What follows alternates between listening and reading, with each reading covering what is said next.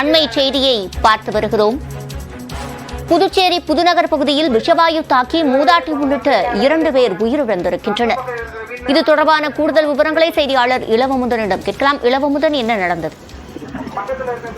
சிவரஞ்சனி, புதுச்சேரி ரெட்டியார்பாளையம் புதுநகர் பகுதியை சேர்ந்தவர் பகுதியை சேர்ந்த மக்களுக்கு திடீரென்று விஷவாயு தாக்குதல் ஏற்பட்டிருக்கிறது. அது என்னவென்றால், புதுநகர் பகுதியில் ஒருங்கிணைந்த சுத்திகரிப்பு நிலையம் உள்ளது.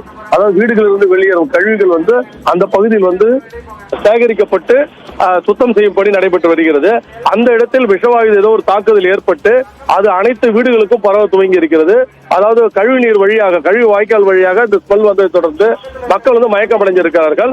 முதலில் அந்த பகுதியை சேர்ந்த காமாட்சி என்று சாமுண்டீஸ்வரி என்ற 2 பெண்கள் மட்டும் மயக்கமடைந்திருக்கிறார்கள். சிறிது நேரத்தில் அவர் இறந்ததை தொடர்ந்து மருத்துவமனைக்கு கொண்டு செல்லப்பட்டார்கள்.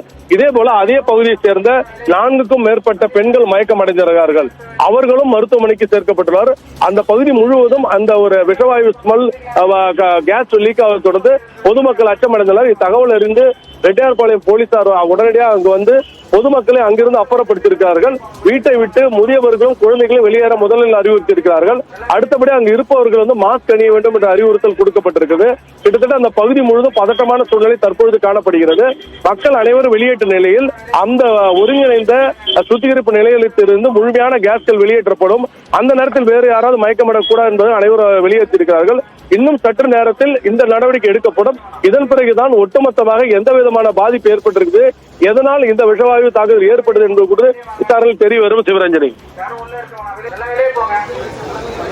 இந்த வீட்டுல யாரும் இருக்க வேணாம், வெளியே போயிடுங்க. வெளியே போயிடுங்க. இந்த வீட்டுல யாரும் இருக்க வேணாம், வெளியே போயிடுங்க. இந்த டிரைனேஜ் ஓபன் பண்ண போறாங்க, எல்லாரும் வெளியே போங்க. வண்டியில எடுங்க, வண்டியில எடுத்து வெளியே போங்க.